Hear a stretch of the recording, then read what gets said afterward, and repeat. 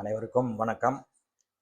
நடைபெற இருக்கிற 2026 சட்டமன்ற தேர்தலில் அதிமுக கூட்டணியில் கூட்டணி கட்சிகளுக்கான தொகுதிகள் இன்று ஒதுக்கப்பட்டு விட்டன.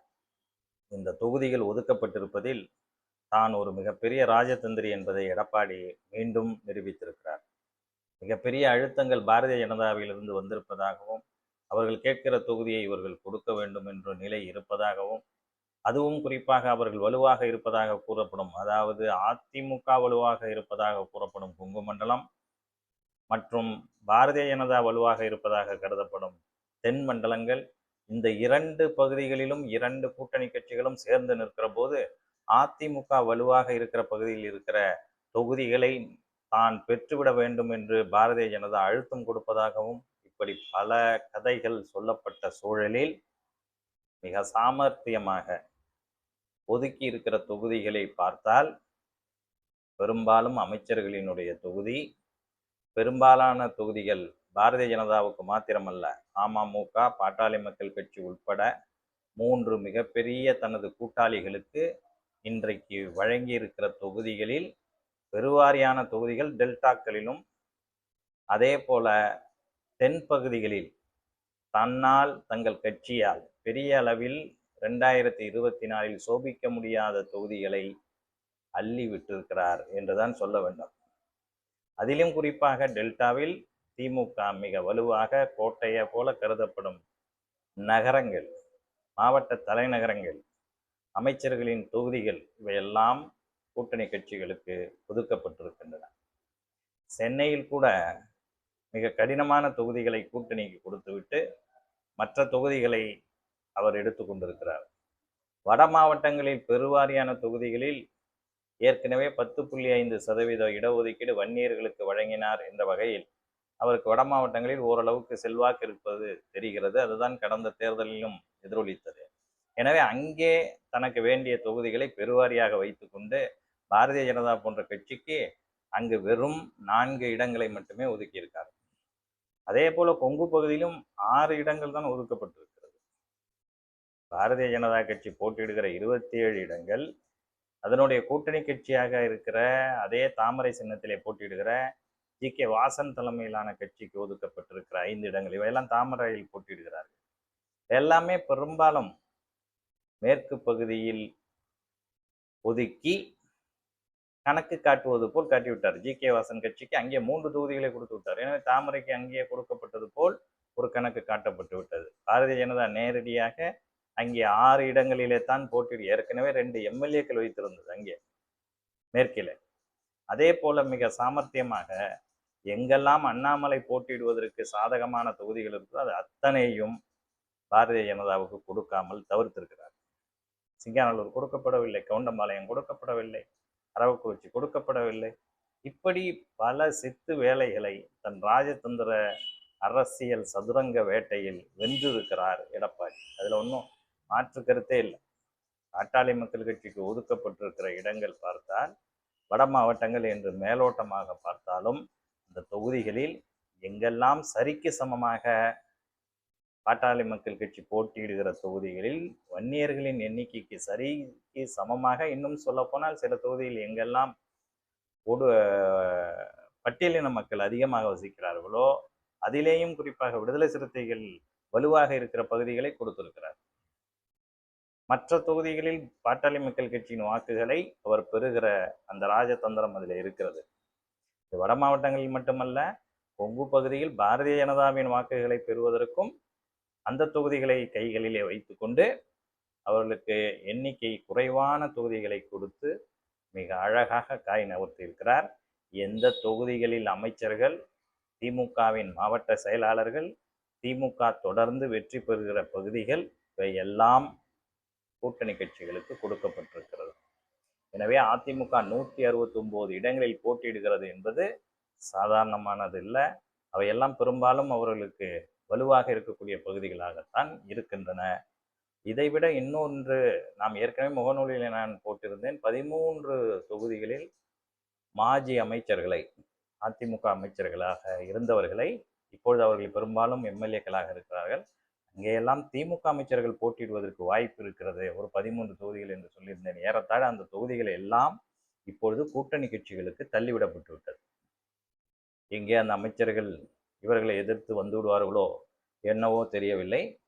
அதற்கு தகுந்தாற்போல் திமுகவும் காய்ந்து போதான் தகவல்கள் தெரிவிக்கின்றன. அதாவது இந்த பட்டியலுக்காக திமுக காத்து கொண்டிருந்ததாகவும், இன்று மதியம் முதல் இது அரச புரசலாக அவர்களுக்கு கிடைத்தவுடன் ஒரு 4 மணிக்கு மேல்தான் கிடைத்திருக்கக்கூடும் என்று தகவல்கள் சொல்கின்றன. அதற்கு பிறகு மிகப்பெரிய ஆலோசனைகள் திமுக தரப்பில் நடைபெற்று தங்களுடைய சக்தி மிக்கவர்கள் என்று கருதப்படுகிற அமைச்சர்கள், மாவட்ட செயலாளர்கள், தொடர்ந்து வெற்றி பெறுகிற தொகுதிகளிலே இருக்கிற சட்டமன்ற உறுப்பினர்கள், இவர்களில் மீண்டும் யார் யாருக்கெல்லாம் தொகுதிகள் வழங்கப்படுவதாக ஏற்கனவே திட்டமிடப்பட்டிருந்ததோ அதிலே பெரிய மாற்றங்களை திமுக யோசித்து வேறு திட்டத்தை, ஏற்கனவே அவர்கள் ஏ பி என்று பிரித்து வைத்திருந்ததாகவும், தற்போது பலமான அதிமுக தொகுதிகளில், இந்த 169 தொகுதிகளில் பலமான திமுக வேட்பாளர்களை மோத விடுவது என்ற முடிவுக்கு வந்திருப்பதாகவும் தகவல்கள் தெரிவிக்கின்றன.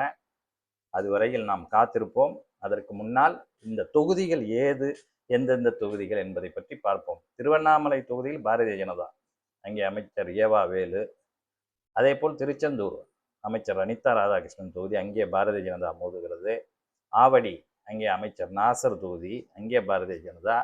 ராசிபுரம் அது ஒரு தனி தொகுதி, அங்கே அமைச்சராக மதிவேந்தன் இருக்க அவருடைய தொகுதி, அங்கே பாரதிய ஜனதா மோதுகிறது. பத்துனாபுரம் அமைச்சர் மனோ தங்கராஜ் அவருடைய தொகுதி, அங்கே பாரதிய ஜனதா மோதுகிறது. செஞ்சியிலே செஞ்சி மஸ்தான், அவரை பாமக எதிர்கொள்கிறது. அதே போல திருச்சி மேற்கு KN நேரு தொகுதி, அங்கே அம்மா மக்கள் முன்னேற்ற கழகத்துக்கு தொகுதி ஒதுக்கப்பட்டிருக்கிறது. TRP ராஜாவின் மன்னார்குடி தொகுதியில் அமமுக போட்டியிடுகிறது. சைதாப்பேட்டையில் மா சுப்பிரமணியம் அமைச்சரை அவருடைய தொகுதி, அந்த தொகுதியில் இப்பொழுது அமமுக போட்டியிடுகிறது. அதே போல KR பெரியகருப்பன் திருப்பத்தூர் தொகுதி, அங்கேயும் அமமுக போட்டியிடுகிறது. எனவே அமமுக பெரும்பாலும் அமைச்சர்களை எதிர்கொள்ளும் வகையில், இதில் யாரை அவர் தோற்கடிக்க விரும்புகிறார் என்று தெரியவில்லை. தினகரன் உள்ளுக்குள் ஏதாவது செய்யலாம் என்று நுழைந்திருந்தால் அவரை செய்வதற்கு எத்தனிப்பதற்கு முன்னரே அவரை வைத்து செய்திருக்கிறார் எடப்பாடி என்றுதான் சொல்ல வேண்டும். எனவே இந்த தொகுதிகள் மாத்திரமல்ல, GK வாசன் அவர்களுக்கு தாமரையில் வழங்கப்பட்டிருக்கிற கும்பகோணம் தொகுதி, தொடர்ந்து திமுக வெற்றி பெற்று வரக்கூடிய திமுகவின் கோட்டை. இது இல்லாமல் திருவாரூர், தஞ்சாவூர் போன்ற பகுதிகள் எல்லாம் கூட்டணி தள்ளிவிடப்பட்டுள்ளன. குன்னம் தொகுதி சிவசங்கர் அமைச்சர் அவருடைய தொகுதி, அது ஒதுக்கப்பட்டிருக்கிறது.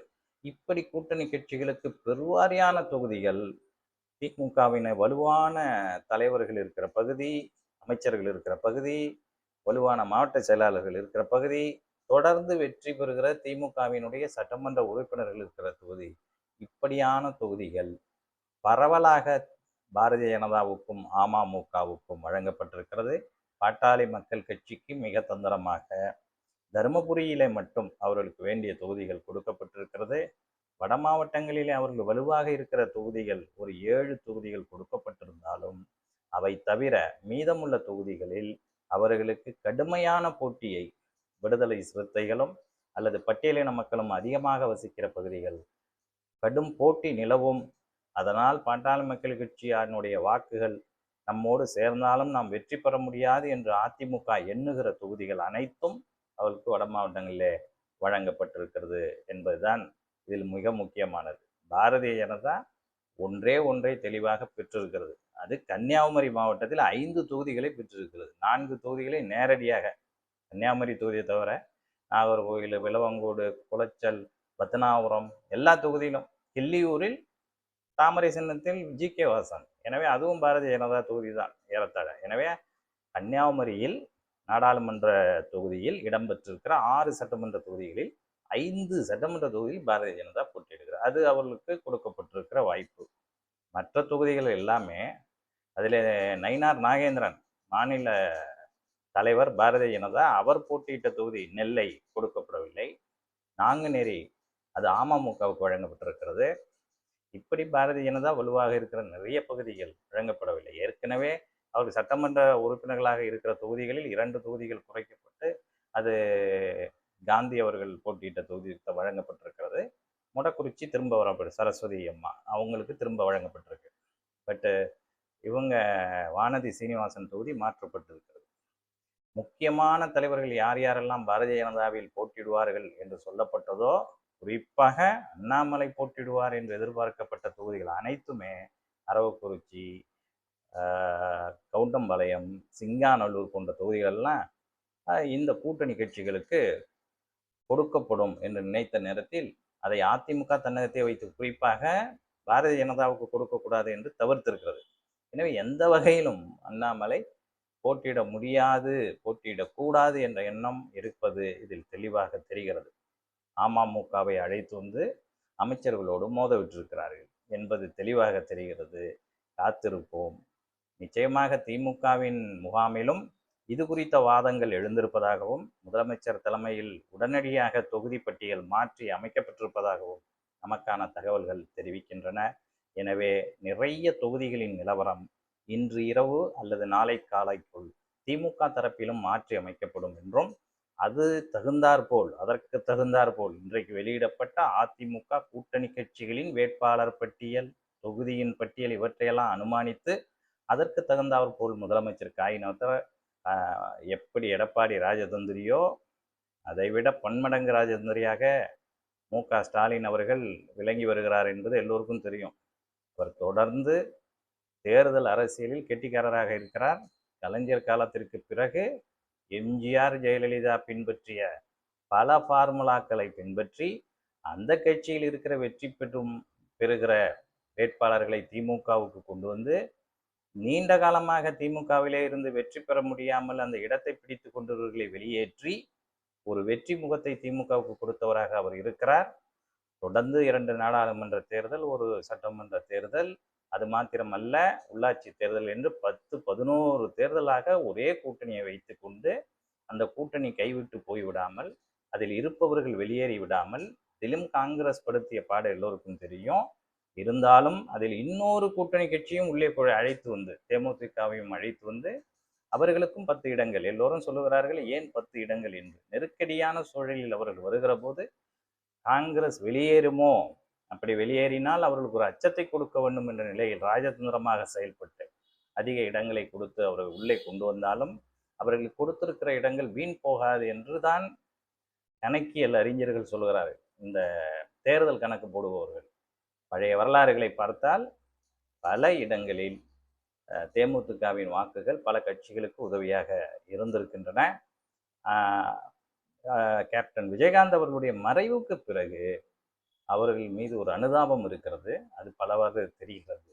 எனவே 2 இடங்கள் அதிகமாக கொடுக்கப்பட்டிருக்கிறது என்று விமர்சிக்கப்பட்டாலும் அதற்கு பின்னால் பெரிய சமூக கணக்கீடு இருக்கிறது. வட மாவட்டங்களில் பாட்டாளி மக்கள் கட்சி அன்புமணி பிரிவு எதிர்த்தரப்பில் இருக்கிறது, ராமதாஸ் பிரிவு தனித்து போட்டியிடுகிறது, வேல்முருகன் கட்சி வேறு வெளியேறி இருக்கிறது. இந்த சூழ்நிலையில் வன்னியர்களின் வாக்குகளுக்கு ஒப்பாக மற்றொரு வாக்கு வங்கியை பெறுவதற்கு திமுக முயன்றிருக்கிறது. அதனுடைய வெளிப்பாடு தான் தெலுங்கு சிறுபான்மை மொழி சிறுபான்மை மக்களின் வாக்குகளை ஒருமுகப்படுத்துகிற வேலைக்காக இந்த தொகுதிகள் ஒதுக்கப்பட்டிருக்கலாம் என்று சொல்லப்படுகிறது. எதுவாக இருந்தாலும் காலம் இருக்கிறது, அது பதில் சொல்லும். இன்னும் 30 நாட்கள் கூட தேர்தலுக்கு இல்லை.